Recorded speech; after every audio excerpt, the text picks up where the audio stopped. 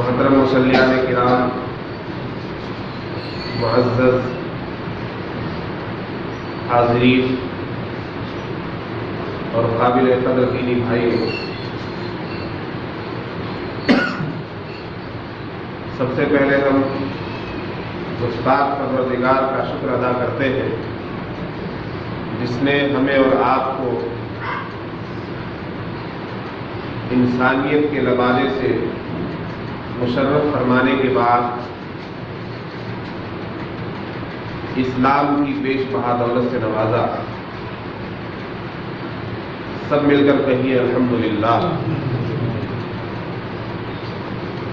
اس کے بعد صلاۃ و سلام ہو، درودوں کا نذرانہ ہو اس رب کائنات کے آخری نبی محمد عربی صلی اللہ علیہ وسلم پر، کہہ دیجیے صلی اللہ علیہ وسلم۔ دوستو، عزیز ساتھیوں، رمضان کا مقدس مہینہ چل رہا ہے اور یہ مہینہ اپنے آخری پڑاؤ میں ہے، یعنی ماہ مبارک کا آخری عشرہ چل رہا ہے۔ عربی میں عشرہ کہتے ہیں 10 کو۔ ہر مہینے میں 30-29 دن ہوتے ہیں اردو کے مہینوں میں، اور ایک مہینہ 3 عشروں کا ہوتا ہے۔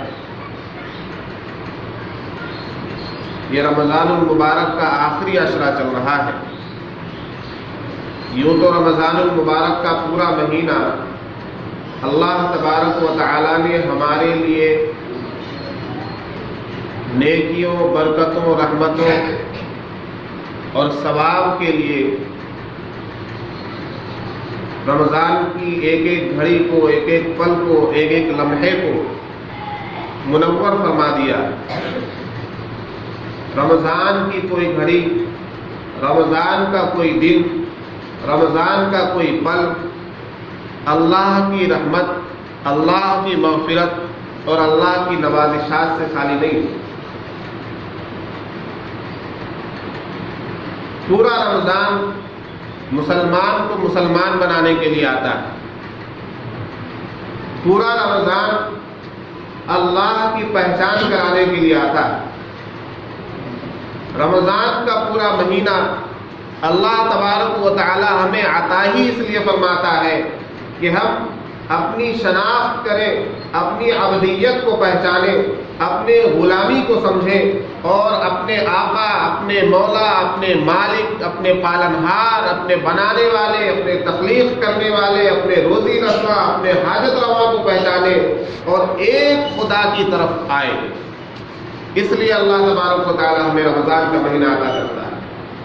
رمضان کا مقصد یہ ہے کہ مومن کو مومن بنا دیا جائے، مسلم کو مسلم بنا دیا جائے، فرما بردار کو صرف نام کا فرما بردار نہ چھوڑا جائے بلکہ اسے کام کا فرما بردار بنا دیا جائے۔ یہی مقصد آمد ماہ رمضان ہے، اور اسی مقصد کی طرف اللہ تبارک و تعالیٰ نے اس آیت میں ارشاد فرمایا، یا ایھا الذین آمنوا کتب علیکم الصیام کما کتب علی الذین من قبلکم لعلکم تتقون۔ اے ایمان والو، ہم نے تم پر روزہ فرض کیا ہے جیسا کہ تم سے پہلے لوگوں پر روزہ فرض کیا تھا، اور جانتے ہو اس روزے کی فرضیت کی وجہ کیا ہے، ہم نے کیوں تم پر روزہ فرض کیا ہے، روزے کو فرض کرنے کا مقصد کیا ہے۔ اللہ تبارک و تعالیٰ فرماتا ہے لعلکم تتقون، تاکہ تم متقی بن جاؤ، تاکہ تم پرہیزگار بن جاؤ، تاکہ تم اللہ کی خشیت کو اپنے دل میں بٹھانے والے بن جاؤ، تاکہ تم اللہ کے خوف کے اندر مبتلا ہونے والے بن جاؤ،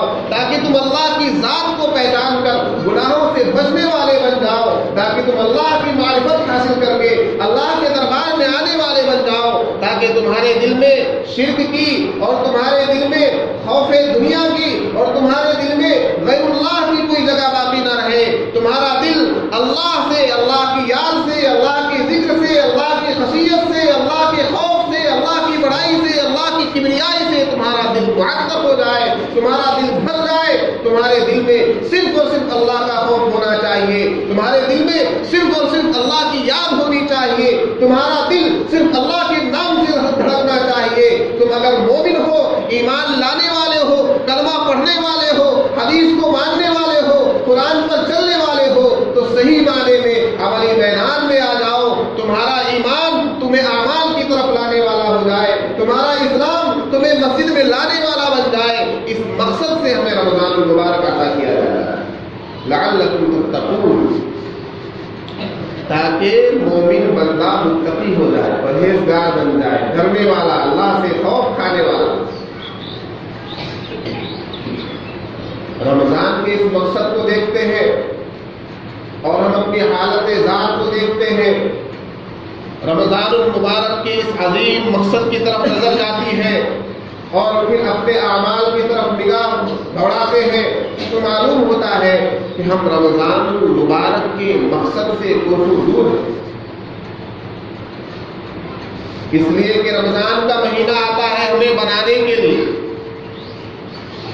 لیکن رمضان کے جانے کے بعد ہمارے اندر کوئی ایسی بات نظر نہیں آتی کہ ہم بن گئے ہوں، ہم سنور گئے ہوں، ہم سمجھ گئے ہوں، ہم سدھر گئے ہوں. ایسی کوئی بات تو نظر نہیں آتی. رمضان المبارک کا مہینہ آتا ہے ہمیں سچائی کی راہ پر چلانے کے لیے، لیکن رمضان گزر جاتا ہے اور ہماری عادتیں وہی جھوٹ بولنے کی، وہی دھوکہ دینے کی، وہی دوسروں کو پریشان کرنے کی، وہی وعدہ خلافی کی، وہی تجارت میں ڈنڈی مارنے کی. یہ عادتیں ہماری مستقل چلتی رہتی ہیں. رمضان آتا ہے ہمیں چغلخوری سے بچانے کے لیے، لیکن ماہ رمضان کے گزرتے ہی پھر ہماری مجلسیں چغلخوری کی مجلسیں بن جاتی ہیں. رمضان کا مہینہ آتا ہے عیب جوئی سے بچانے کے لیے، دوسروں کے عیب تلاش کرنے سے ہمیں دور رکھنے کے لیے، لیکن رمضان گزر جاتا ہے اور ہم عیب جوئی کے اندر پڑے ہوئے رہتے ہیں. رمضان کا مہینہ آتا ہے ہمیں مسلمانوں کے احترام کو بتانے کے لیے، مومن کے اکرام کو بتانے کے لیے، ایمان والے کی قدر کو پہچاننے کے لیے، لیکن رمضان گزر جاتا ہے اور ہم آپسی ناچاپیوں میں، باہمی نا اتفاقیوں میں ایک دوسرے کی عزتوں سے کھلواڑ کرتے ہیں، ایک دوسرے کی عزتوں کو سر راہ اچھالتے ہیں، ایک دوسرے کی برائیوں کو سر عام لے کر جاتے ہیں اور ایک دوسرے کی ٹوہ میں رہتے ہیں. کون کیا کر رہا ہے، کون کہاں جا رہا ہے، کون کہاں سے لا رہا ہے، کون کہاں سے کھا رہا ہے. انہی چکروں میں ہماری زندگی بیتتی ہے. رمضان کا مہینہ آتا ہے ہمیں نیکیوں کی راہ پر چلانے کے لیے، لیکن رمضان گزر جاتا ہے. بہت سے برساتی میڈم کی طرح بہت سے مسلمان رمضان میں تو نماز شروع کرتے ہیں، لیکن رمضان ختم ہونے کے بعد پھر ان کا پتہ نہیں چلتا. تلاش کرنے کے بعد لالٹین لے کر، بلب لے کر تلاش کرنے کے بعد بھی وہ نہیں ملتے کہ کہاں وہ چلے گئے رمضان کے نمازی. رمضان آیا تھا تو نمازیوں کی ایک تعداد آئی تھی، رمضان آیا تھا تو نمازیوں کا ایک جذب غفیر تھا، رمضان آیا تھا تو مسجد بھری رہتی تھی، لیکن رمضان گزرنے کے بعد نمازی کہاں گئے. اگر واقعی رمضان کے مقصد کو پہچانتے تو وہ جس طرح سے انہوں نے رمضان میں نماز شروع کی تھی، پورے سال نماز کی عادت انہیں پڑ جانی چاہیے تھی. رمضان گزر جانے کے بعد بھی انہیں نماز کی عادت رہنی چاہیے تھی. تب جا کر معلوم ہوتا کہ ہاں اس نے رمضان کے مقصد کو سمجھا ہے، رمضان کے مطلب کو سمجھا ہے، رمضان کی اہمیت کو سمجھا ہے، رمضان کی عظمت کو سمجھا ہے. رمضان میں بہت سے لوگ نیکیاں شروع کرتے ہیں، لیکن افسوس کی بات یہ ہے کہ رمضان گزر جانے کے بعد ان نیکیوں کو ختم کر دیتے ہیں اور ان نیکیوں کی راہ کو چھوڑ دیتے ہیں. اس طرح سے رمضان کا مقصد بہت ہو جاتا ہے. رمضان المبارک کے مقصد پر عمل نہیں ہوتا. قرآن تو کہتا ہے کہ رمضان آیا ہے، روزہ رکھو، برائیوں سے دور رہو اور متقی بن جاؤ. یہ پرہیزگاری تمہارے اندر نظر آنی چاہیے رمضان کے بعد بھی. ہاں ہو سکتا ہے 2 4 6 مہینے 8 مہینے گزریں گے، پھر ایک برائی تمہارے دل میں جگہ لے گی، پھر شیطان آ کر کچوکے لگائے گا، پھر تمہیں 1-2 وقت کی نماز چھوڑنے کی عادت ہو جائے گی، پھر تمہیں 1-2 برائیوں کے اندر مبتلا کر دیا جائے گا. شیطان تو مومن کا بہت بڑا دشمن ہے، مطلب کھلا دشمن ہے. ہو سکتا ہے تمہارا دل پھر سے زد آلود ہونا شروع ہو جائے، 2-4-6 مہینے کے بعد تمہارے اندر رفتہ رفتہ کچھ برائیاں جو تم نے رمضان میں چھوڑ دی تھی وہ برائیاں آہستہ آہستہ آنی شروع ہو جائے، لیکن پھر اللہ تبارک و تعالیٰ کی نوازش ہوتی ہے، پھر اللہ کا کرم ہوتا ہے، پھر اللہ کی رحمت جوش میں آتی ہے، اور 1 سال کے بعد اللہ تبارک و تعالیٰ ہمیں پھر رمضان کا مہینہ میسر کرتا ہے۔ تو رمضان المبارک تو ہر سال آتا ہے، ہر 11 مہینے کے بعد رمضان کا مہینہ ہے۔ ہماری زندگی میں نہ جانے کتنے رمضان گزر گئے، اگر ہم ان رمضان المبارک کی گنتی کرتے اور گن کر ایک رمضان میں صرف ایک برائی کو اپنے اندر سے ختم کرنے کی کوشش کرتے تو آج ہمارے اندر سے ساری برائیاں ختم ہو جانی چاہیے، لیکن افسوس کتنے رمضان گزر گئے۔ زندگی 30 برس کی ہے تو بلوغ کے بعد سے، بالغ ہونے کے بعد سے 15 رمضان تو گزر گئے نا۔ 15 رمضان میں 15 برائیاں تو چھوڑ دینی چاہیے تھی، 15 نیکیاں تو شروع کر دینی چاہیے تھی، 5 وقت کی نماز کی تو پابندی ہو جانی چاہیے تھی، لیکن افسوس کی بات ہے ایک بھی برائی نہیں چھوڑا۔ جیسے پہلے تھے ایسے ابھی ہے، جیسے کل تھے ایسے آج ہے۔ یہ رمضان کا مہینہ اس لیے آتا ہے میرے دوستو کہ ہم برائی کو چھوڑ دیں، ہم اچھائی کی طرف بڑھے۔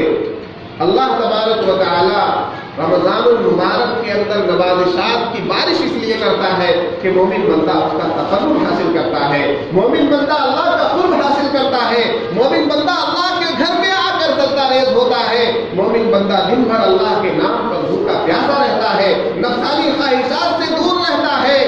کھانا پینا یہ تو ساری دنیا میں جائز چیز ہے، ہر مذہب میں، ہر دین میں، ہر جمہوریت میں، ہر قانون میں کھانا پینا تو بہت نارمل چیز ہے۔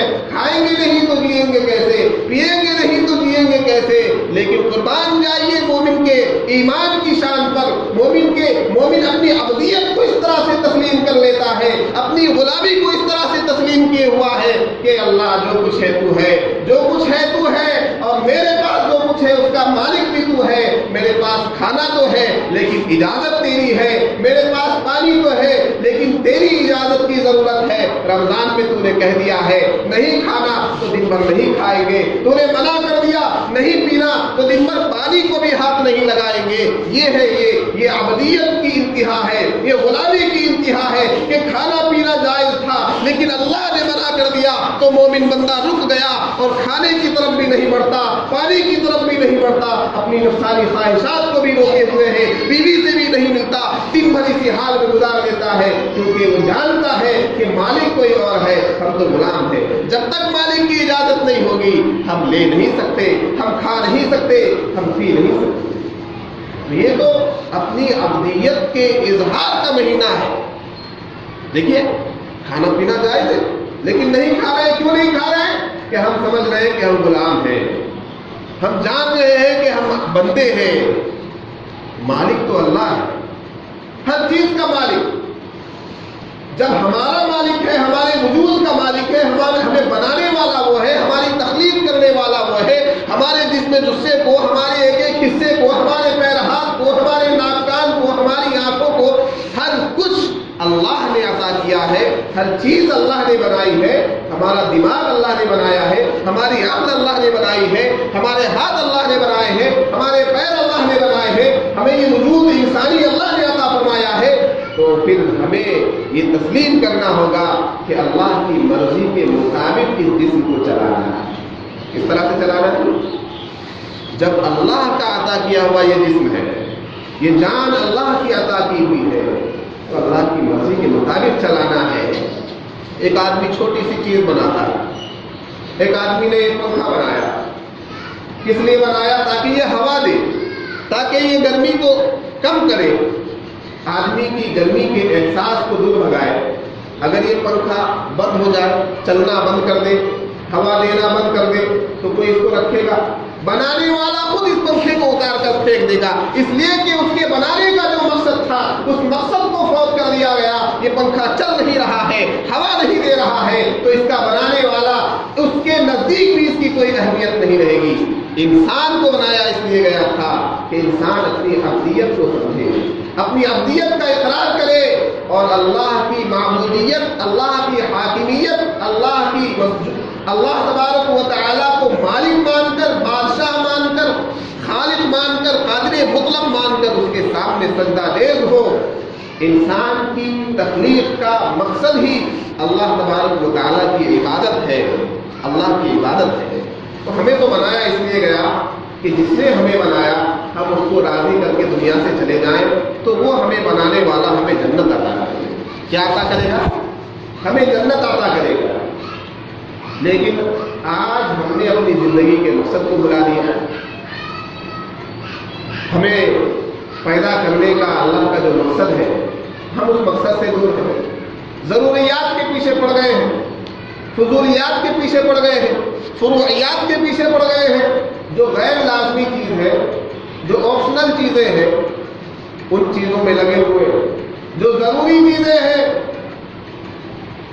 ان چیزوں کو چھوڑے ہوئے ہیں۔ بھائی کیا ضروری ہے؟ کیا ضروری ہے؟ دین ضروری ہے نا، دین ضروری ہے، لیکن دین میں ہم بہت پیچھے ہیں۔ اور دنیا غیر ضروری ہے، دنیا بہت زیادہ نہیں ملے تب بھی کام چل جائے گا، 3 روٹی کے بجائے 2 روٹی مل جائے تب بھی کام چل جائے گا، 20,000 کے بجائے 10,000 تنخواہ ملے تب بھی کام چل جائے گا، بہت عالیشان گھر نہ ہو، 2 کمروں کا گھر ہو تب بھی کام چل جائے گا۔ زندگی تو گزر رہی ہے نا، آدی واسیوں کی بھی زندگی گزر رہی ہے، وہ بھی اس دنیا میں رہ کر جا رہے ہیں، اور ایک بہت اچھے عالیشان بنگلے کے مالک کی بھی زندگی گزر رہی ہے، بادشاہ کی بھی زندگی گزر رہی ہے، اور فقیر کی بھی زندگی گزر رہی ہے۔ تو زندگی وہ نہیں ہے جو صرف گزر جائے، زندگی وہ ہے جو مالک کی رضا میں، مالک کی خوشنودی میں گزرے، تاکہ مالک ہمیں مرنے کے بعد ہم سے خوش ہو کر جنت عطا کرے۔ اور اصل زندگی تو وہ ہے جو مرنے کے بعد شروع ہو۔ یہ زندگی تو بہت تھوڑی ہے۔ ہم لوگ یہاں بھیجے گئے ہیں چند دنوں کے لیے۔ گزشتہ رمضان میں، پچھلے رمضان میں بہت سے ہمارے ساتھ تھے، بہت سے ہمارے چچا تایا رشتے دار ہمارے ساتھ تھے، ہمارے ساتھ افطاری کرتے تھے، ہمارے ساتھ نماز پڑھتے تھے۔ اس بار وہ شاید نظر نہیں آ رہے ہوں، کچھ لوگ ہوں گے ایسے جو پچھلے سال تھے لیکن اس بار نہیں ہے۔ کیا گارنٹی ہے کہ اگلے سال جتنے آج بیٹھے ہوئے ہیں ان میں سے ہر کوئی ہوگا اگلے رمضان میں؟ کچھ لوگ اور کم ہو جائیں گے، اسی طرح کم ہوتے ہوتے یہ دنیا کم ہو جائے گی، اور ہم اور آپ جس گھر میں آج رہ رہے ہیں، آپ اندازہ لگائیے کیا 100 سال پہلے بھی وہ گھر ہمارا تھا؟ کیا 100 سال پہلے بھی ہم اس گھر میں رہ رہے تھے؟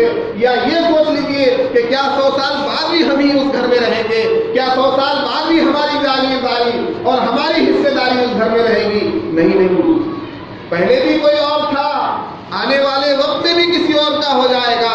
ہم تو ایک محدود وقت کے لیے کرایہ دار بنا کر بھیجے گئے ہیں۔ اپنے گھر میں ہم کرایہ دار ہیں، اپنی پراپرٹی میں ہم کرایہ دار ہیں، اپنی جگہ زمین میں ہم کرایہ دار ہیں، اپنی کھیتی باڑی میں ہم کرایہ دار ہیں، اس لیے کہ جس کھیت کو آج میں جوت رہا ہوں، جس کھیت سے آج میں فصل اگا رہا ہوں، اس کھیت سے 100 سال پہلے کوئی اور فصل اگایا کرتا تھا، 100 سال بعد کوئی اور فصل اگائے گا، 100 سال بعد کوئی اور کھیتی کرے گا، اور وہ میرا نام بھی بھول جائے گا۔ تو کس زندگی کے لیے، کس دنیا کے لیے جی رہے ہیں میرے دوستوں؟ دنیا ہمیں ملی ہے مختصر وقت کے لیے، زندگی ہمیں ملی ہے محدود وقت کے لیے، تاکہ اس زندگی میں آنے والی زندگی کی تیاری کر لیں، مرنے کے بعد والی زندگی کو بہتر بنا لیں۔ اور مرنے کے بعد والی زندگی بہتر کب بنے گی؟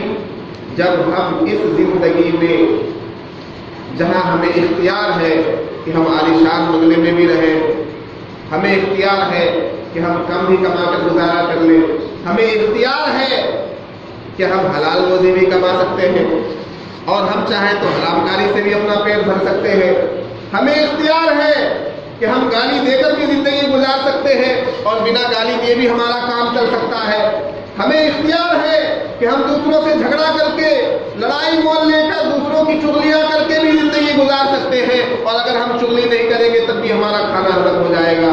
جب ہر چیز کا ہمیں اختیار ہے، ایک 2 راستے ہیں ہمارے سامنے، ایک نیکی کا، نیکی کے راستے پر بھی ہم آسانی سے چل سکتے سکتے ہیں اور برائی کے راستے پر بھی ہم اگر چلنا چاہیں تو چل سکتے ہیں. دنیا کی زندگی میں ہمیں مہلت ملی ہوئی ہے.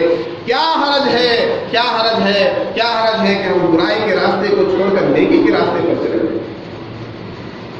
کیا دقت ہے کہ ہم برائیوں کو چھوڑ کر, گالی گلوچ کو چھوڑ کر, لڑائی جھگڑے کو چھوڑ کر, فساد کو چھوڑ کر ہم نیکی کے ساتھ, اتحاد کے ساتھ, اتفاق کے ساتھ, لوگوں کی بھلائی کے ساتھ, لوگوں کو اللہ کا بندہ سمجھ کر, خود کو اللہ کا بندہ سمجھ کر اللہ کی غلامی میں اپنی زندگی گزارے, اللہ کی عبادت میں اپنی زندگی گزارے, اللہ کی ریاضت میں اپنی زندگی گزارے, اللہ کے سامنے سجدہ ریز ہو کر اپنی زندگی گزارے, 5 وقت کی نماز پڑھ کر اپنا کام کرے.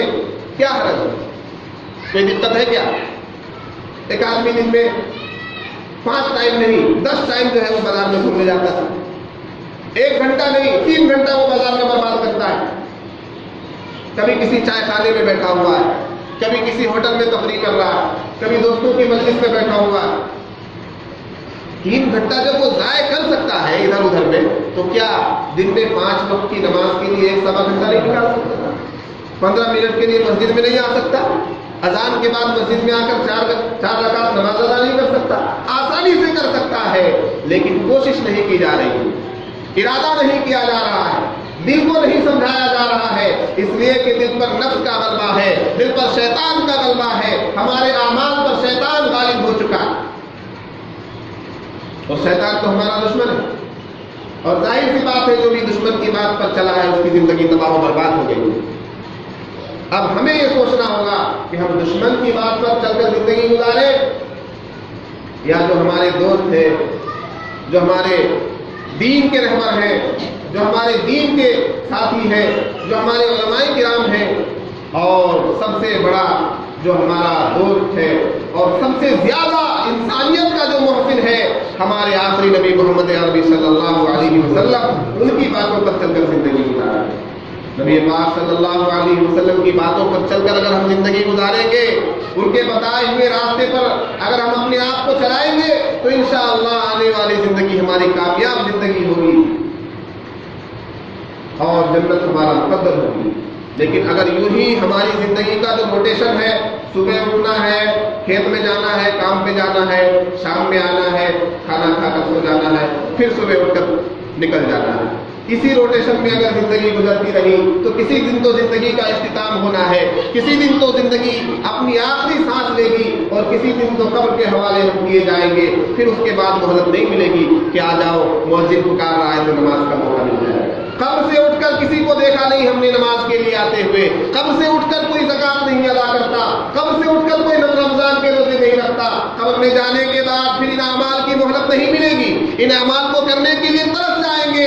قبر کی زندگی ہو, حشر کی زندگی ہو, بندہ کہے گا, حدیث کے الفاظ ہے, بندہ کہے گا اے اللہ, اے مالک, اے ذوالجلال والاکرام, میں تجھ کو پہچان گیا, تھوڑی سی مہلت دے دے, تھوڑی سی مہلت دے دے. دنیا میں جاؤں گا ہر وقت تجھے سجدہ کرتا رہوں گا, ہر وقت تیرے سامنے جھکتا رہوں گا, بس تجھے ہی بنانے کی کوشش کروں گا. اللہ کہے گا نہیں, اب کوئی موقع ملنے والا نہیں ہے, اب پنرجنم نہیں ہونا ہے, اب دوبارہ زندگی نہیں ملنی ہے. ایک ہی دفعہ زندگی ملی ہے اور ایک ہی دفعہ یہ زندگی ختم ہو جائے گی.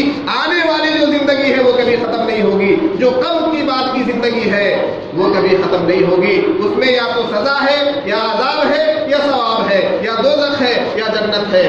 فیصلہ ہمیں کرنا ہوگا کہ ہم اپنے لیے جنت کا انتظام کر کے جا رہے ہیں یا دوزخ کا انتظام کر کے جا رہے ہیں. یا ایھا الذین آمنوا اتقوا اللہ ولتنظر نفس ما قدمت لغد واتقوا اللہ.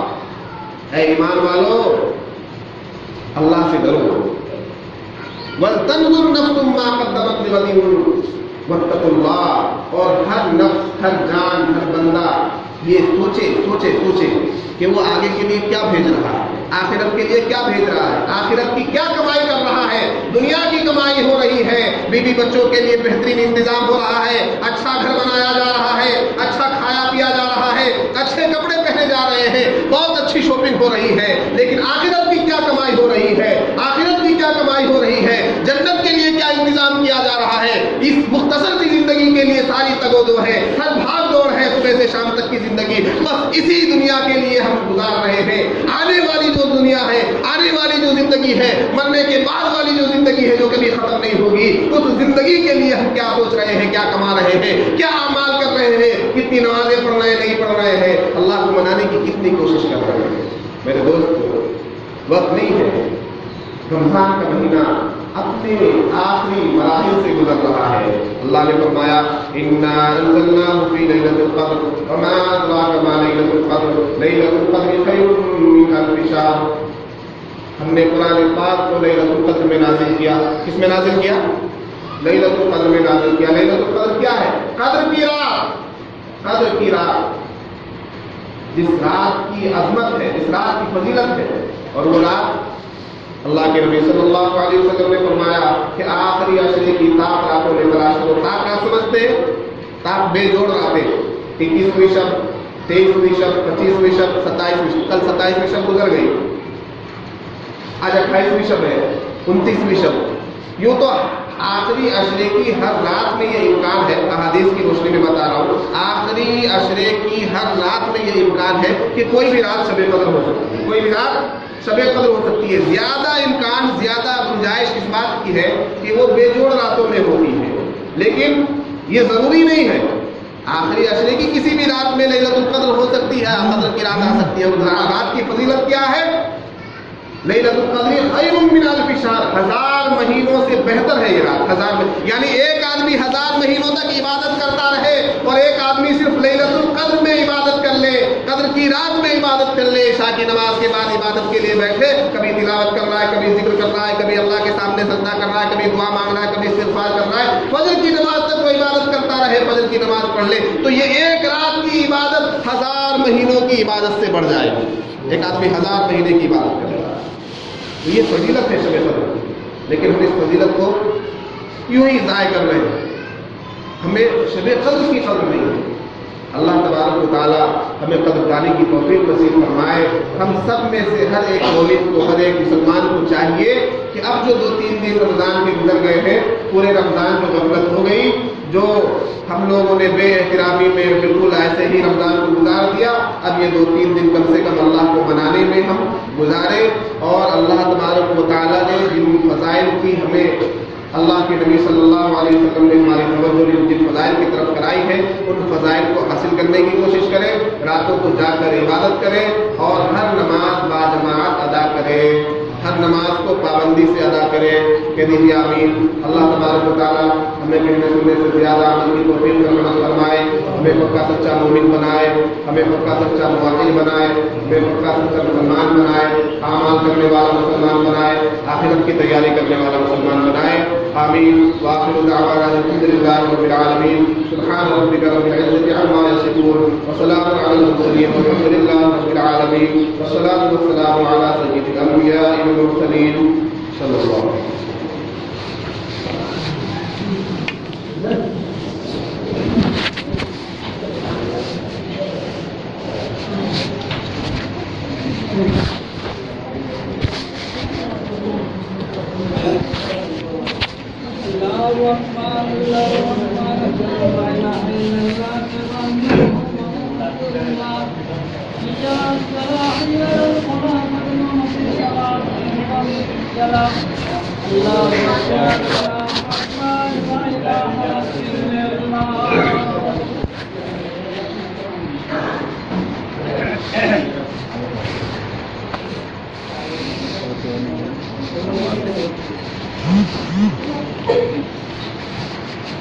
اللہ اکبر۔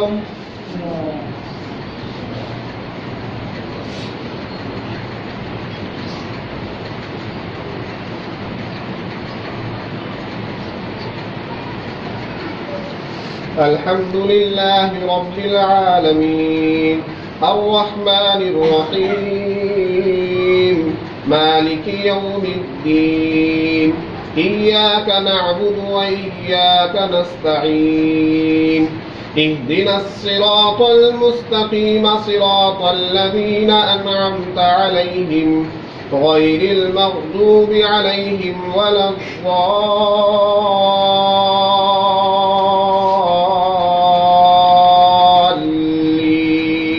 الضالين آمين۔ والشمس وضحاها والقمر إذا تلاها والنهار إذا جلاها والليل إذا يغشاها والسماء وما بناها والأرض وما طحاها ونفس وما سواها فألهمها فجورها وتقواها قد أفلح من زكاها وقد خاب من دساها كذبت ثمود بطغواها إذ انبعث أشقاها فقال لهم رسول الله ناقة الله وسقياها فكذبوه فعقروها فدمدم عليهم ربهم بذنبهم فسواها ولا يخاف عقباها. الله أكبر.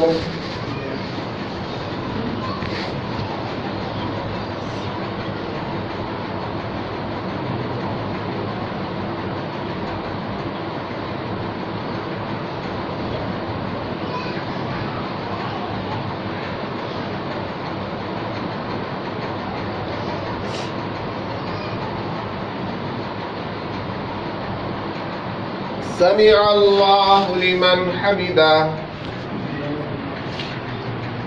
الله أكبر.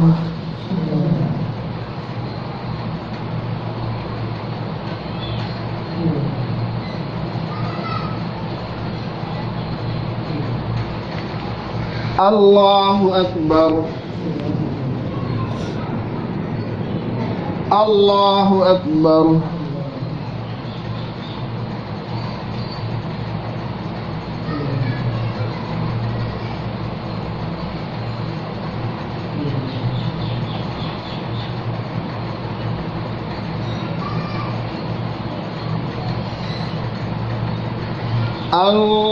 الله أكبر.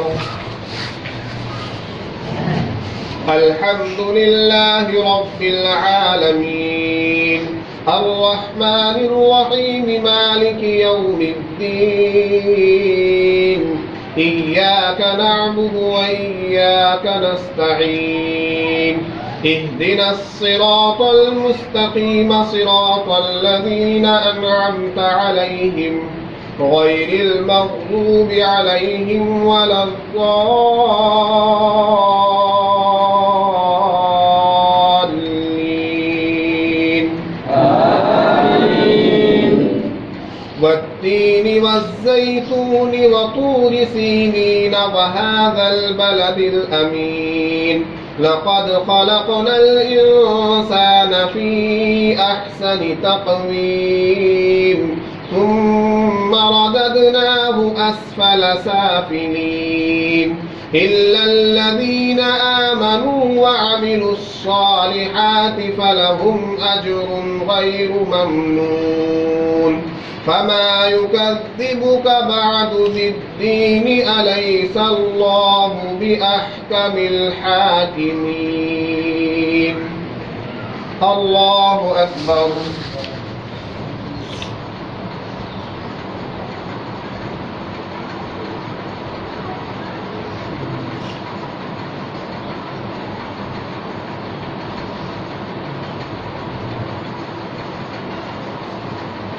سمع الله لمن حمده.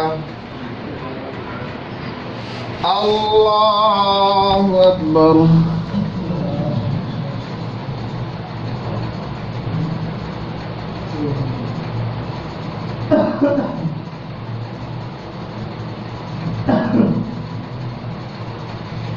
الله أكبر. الله أكبر.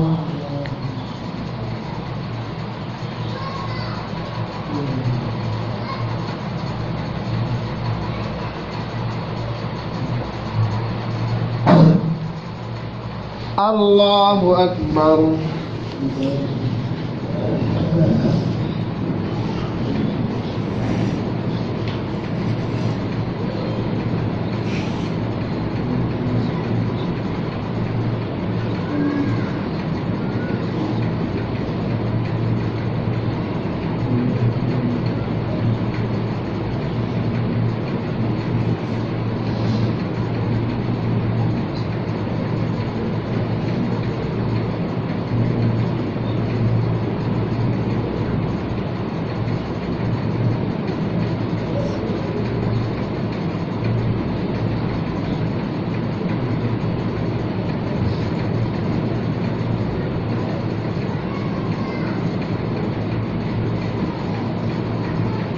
अस्सलामु अलैकुम व रहमतुल्लाह। अस्सलामु अलैकुम व रहमतुल्लाह।